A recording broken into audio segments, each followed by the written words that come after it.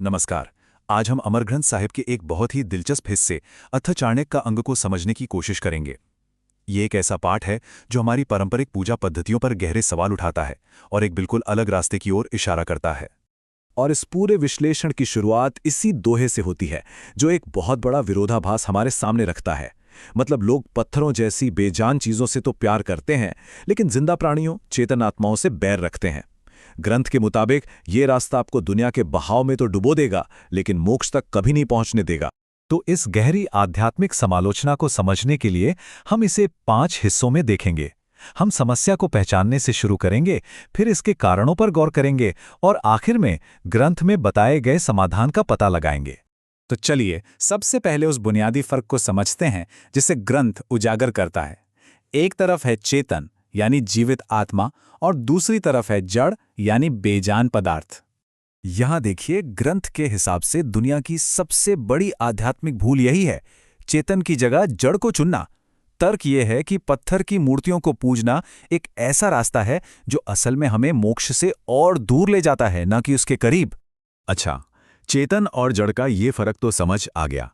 अब ग्रंथ उन खास तौर तरीकों और मान्यताओं की बात करता है जिन्हें वो भटकी हुई भक्ति या पूजा का नाम देता है। पूरे ग्रंथ में एक शब्द बार बार आता है और वो है सकट। तो ये सकट कौन है?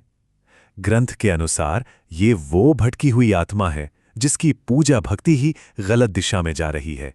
मतलब वो इंसान जो असली ईश्वर को छोड़कर दूसरे देवी देवताओं या बेजान चीजों की पूजा करता है और खुद को जन्म मरण के बंधन में फंसाए रखता है। ग्रंथ में ऐसे कई कामों की लिस्ट है जिनकी निंदा की गई है, जैसे पत्थर की पूजा, मांसाहार, नशा करना।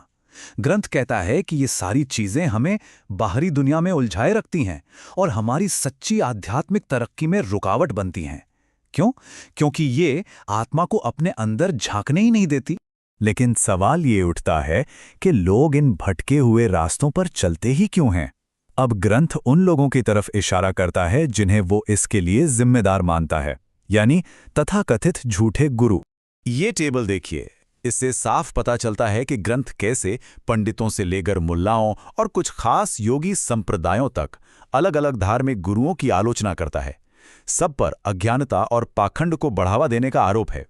तो इन झूठे गुरुओं और भटकी हुई पूजा का नतीजा क्या होता है?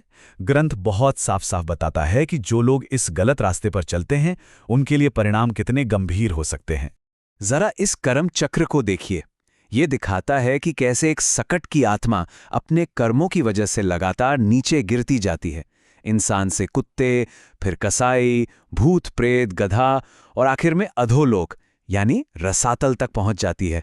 लेकिन इतनी गंभीर तस्वीर खींचने के बाद ग्रंथ हमें निराश नहीं छोड़ता। समस्या, उसके कारण और परिणाम बताने के बाद ग्रंथ इसका समाधान भी बताता है, यानी मोक्ष का सच्चा मार्ग। तो सही रास्ता क्या है? ग्रंथ के हिसाब से समाधान के 3 मुख्य स्तंभ है। 1, सद्गुरु को ढूंढना जो सही ज्ञान दे, सतनाम यानी सच्चे नाम को पाना, और अपनी पूरी भक्ति सिर्फ एक निराकार ईश्वर पर लगाना, जिन्हें कबीर परमेश्वर कहा गया है। और ये दोहा, ये उस समाधान का सार है। इसका मतलब है कि जन्म मरण के चक्कर से बचने का सिर्फ एक ही रास्ता है, एक सच्चे ईश्वर की भक्ति। कबीर परमेश्वर के नाम के बिना यम यानी मौत के देवता के तीरों से कोई नहीं बच सकता। तो कुल मिलाके अथ चाणक्य का अंक एक बहुत बड़े बदलाव की बात करता है। ये हमें बाहरी कर्म कांडों और परंपराओं को छोड़कर एक सच्चे गुरु के दिखाए रास्ते पर अंदर के ज्ञान और सच्ची भक्ति की ओर बढ़ने के लिए कहता है। और अंत में ये ग्रंथ हमें एक बहुत ही गहरे सवाल के साथ छोड़ जाता है, जो इसके संदेश का दिल है। क्या हमें बनी बनाई परंपराओं पर ही चलते रहना चाहिए, या फिर उस चीज को खोजना चाहिए जिसे ग्रंथ दिव्य सत्य कहता है? सोचने वाली बात है कि आखिर मुक्ति की ओर कौन सा रास्ता जाता है।